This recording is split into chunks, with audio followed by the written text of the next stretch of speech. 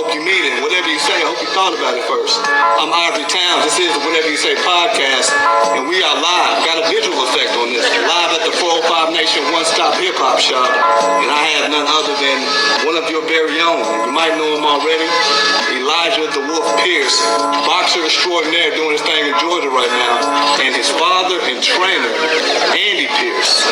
They gave me a little time to chop it up with me right here on the Whatever You Say podcast. Shout out one more time to the 405 Nation. Everything they got going on here, hip-hop, recording, merch, photography, art, whatever you want to do, man, come give him a holler. Holler at my man Chris McCain. He got it cracking down here, man. But like I said, the Wolf, his father and trainer, big fight coming up in Georgia. Yes, sir. March 29th. Who we got on this one? We're fighting a guy from the Philippines by the name of Arthur Villanueva. Arthur Villanueva. Now, the last time we saw you, you were on the zone doing quick work. Mm-hmm. Third round knockout. Yes, sir. Mike Plania? Yep. Is that right? Mm-hmm. Now you're sitting at 18-2, man. That's an exciting record right there, man. What can the folks expect in this next fight coming up in Georgia on the 29th? More knockouts. I mean, I'm training very hard. This is all just another step in the building block. You know, every fight that I'm going into, I'm just a little bit more focused, a little bit more hungry, a little bit, you know, because it's only that much closer to me getting that world title. Right. That's ultimately what it's about, you know, becoming the champion and solidifying myself in the game. This guy, Villanueva, man, I looked at his record. Now, I don't go live and seen any of his fight, any of his footage. But correct me if I'm wrong, 35-4 with one draw. Mm-hmm. For you and your opponents, man, that's a lot of work right there. This is the most experienced fighter that you've gone up against? I think as far as records, yeah, I think so. But I mean, at the end of the day, I mean, none of it really poses a threat to me mentally, because I've been in the ring with several world champions, and even fought, just all different types of guys. Like I said, I've fought and beat Rolly Romero. I've sparred with Tank, obviously. I sparred with Joseph Diaz, Gary Russell. And the list goes on and on. So, I mean, at the end of the day, I mean, it's just another fight to me. Now, you said Tank. You got footage on that. Mm-hmm. I've seen that. Tank's footage is causing a little stir, and has been for a few months now. Yeah. Whether it was with you, whether it was now the latest with Devin Haney. Yeah. Do y'all believe that these are plants set up by his camp and Mayweather, Devin Haney and all them folks are throwing out there? Nah, I mean, I wouldn't say that, just because, I mean, in my case, I was the one who actually, you know, leaked out me and Tank's video. Okay. But it wasn't in the means of, like, trying to demean or disrespect him in any way or whatever. I was just more so paying homage to the work that he gave me, because without that, sparring was very instrumental in my success as of now, and it taught me a lot. So, you know, it was just more so like me throwing kudos to him, even though he kind of took it rather personal. But, you know, it is what it is. We had some great work. Because, you know, depending on how much of that footage you watched, you was giving him a little work. Yeah. So, you know, he might have took it a certain way. And now that I think about it, maybe you spawned that thought of him dropping it first. Now that his fight is coming up now, he's like, I'm not going to get caught out there again. Wolf already dropped it on me, and I kind of look bad. Let me go ahead and get my good footage out there ahead of the show on hand. Yeah. You know, who knows? Coach, trainer, Pops, yes, Andy Pierce. Yes, sir. Villanueva, this guy, he has 40 fights under his belt. Mm-hmm. Your son only has 20, 21? 20. And no worries with that, with the experience. Yeah. Of course, he's gonna say what he got to say.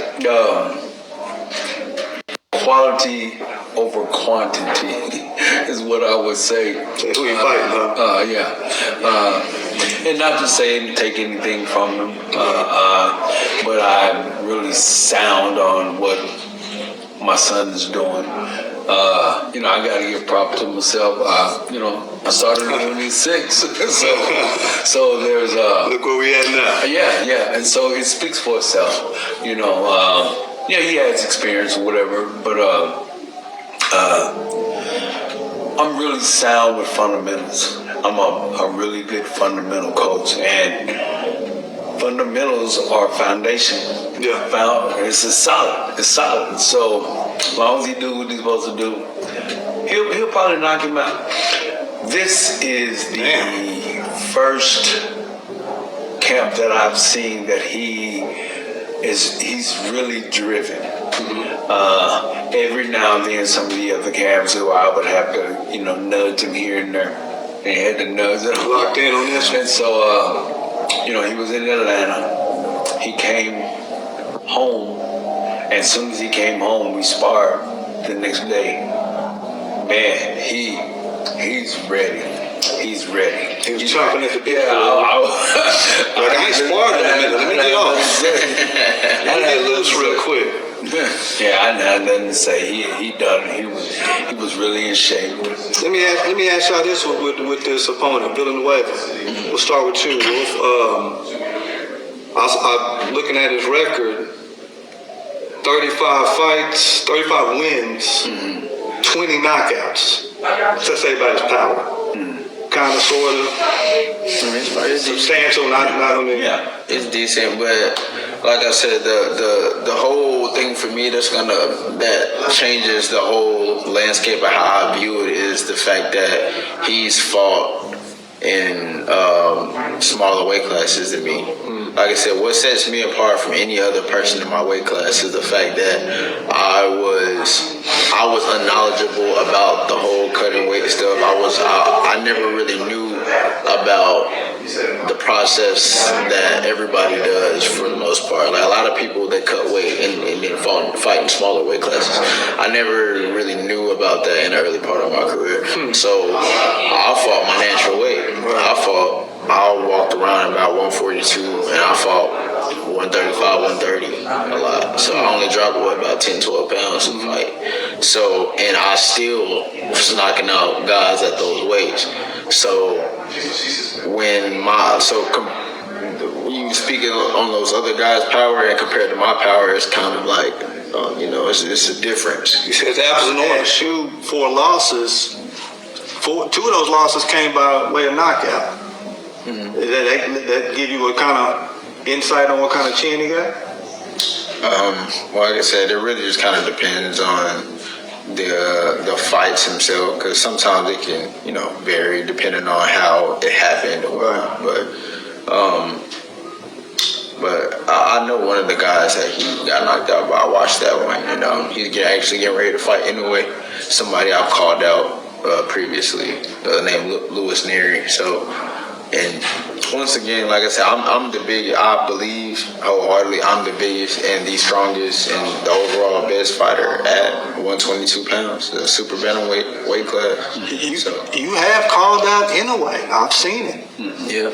Go through my man's IG. Go through my man's Facebook. He's calling out Inoue. What is it, the Monster? Yeah, the Monster.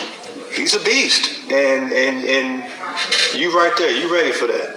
Yeah, like I said, I said it before too, and just to reiterate, like I think a lot of guys they want to fight him more so just for the payday because he is the guy at my weight class currently, and he's the biggest expense, the biggest purse, but I genuinely believe I'll beat him, and money is not the first priority with me when it comes to getting that fight. If they were to only offer me a half or a fraction for that fight, I would still take it, just based off the fact that I know once I beat him, I'll be a household name for life, and that would be enough for me to start my own pathway to success after that. So pretty much it's like me saying I'll fight him in the street. It's in a phone booth. Where you want to go? And I respect that about you, Coach Andy Pierce. I know you have a big to do with that. I feel like y'all's respect and integrity in boxing is where it's supposed to be. You know, a lot of boxers. I mean, back in the day, they used to talk like that. I don't need the purse, whatever. Give me whatever. We can fight right now. Guys don't even talk like that no more. They guys gladly talk in a sense of, I'm not moving unless you cut the check. That's what boxers' minds are at right now. Pierce, how much you got to do with putting that in his head like that?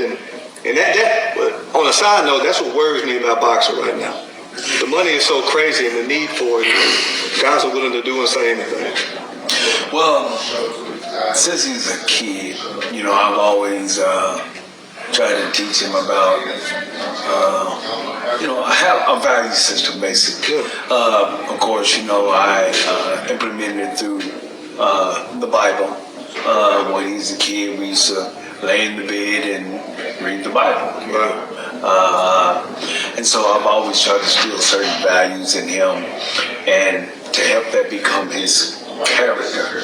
And so everything that he says about it is because it's been groomed in him from a child. And now he's a grown man now, so he's decided to continue it. He didn't have to, because he's not with daddy no more. But he decided to continue to be that honorable man. His value system is not always focused on money. It's focused on principles and stuff like that. And that's what this is all about, you know. To really be the really true champion, you kind of gotta. It's not about the money. And I think that's kind of what they're losing. They're focused on the money. They're focused on the popularity. But they're focused on the grit that comes from boxing, you know, and the things that it takes you to have the grit. That's the most important thing, which is the character. I see so many character flaws in these boxers nowadays. It's easy. They're not grounded on anything, and so it's hard to really see them as a true champion, because you would think a true champion has certain value, certain kind of value. Supposed to. But they don't. It's more than just their value. Yeah, and like I said, just to kind of even interject on that, like, my goal has been to be a people's champ. Like, I want to be a people's champ. You know, I've had my struggles, you know, talks with my dad as well about, you know, in what ways would I need to go about that. You know, I'm human just like everybody else. You know, I made my share of mistakes, you know, and whatnot. But at the end of the day, I always try to keep my value system in perspective, and I try to make sure that, you know, I'm leading like a positive light behind, you know, like, and just even in the sense of money, all that stuff, like, that's important, of course. No, you know, nobody want to fight for free. Everybody want to be able to take care of their family, you know, and which is a very important goal for me. I want to, you know, retire my parents. I want to, you know, make, take away those restraints, you know, from them and just my family in general. But at the same time, I want people to look at me as a sense of inspiration, you know, derive courage from me, and you know, be able to look at me and feel, okay, well, you know, Elijah, he went through trials and tribulations, and he was still able to come out on top, and he was still able to become a champion despite all his, you know, shortcomings and whatnot. So if I can do that, you know, then ultimately I've done something, I've fulfilled something within myself. And that, to me, that goes a lot longer than money. No doubt, no doubt. Pops, I know you'd like to hear that. Yeah, that's You'd like to hear that. Pops overachieving. Nah, that's good. Say those type of things, you know. Yeah, it's very refreshing. You know. I thought of a new nickname. I hope you won't mind. Elijah, now for real. Elijah the Gigolo Wolf Pierce. Here's why I say Gigolo. Because my man here to do knock. Man, you know, so get my son ready for the fight that he has on the 29th. just kind of cleaning up the technique.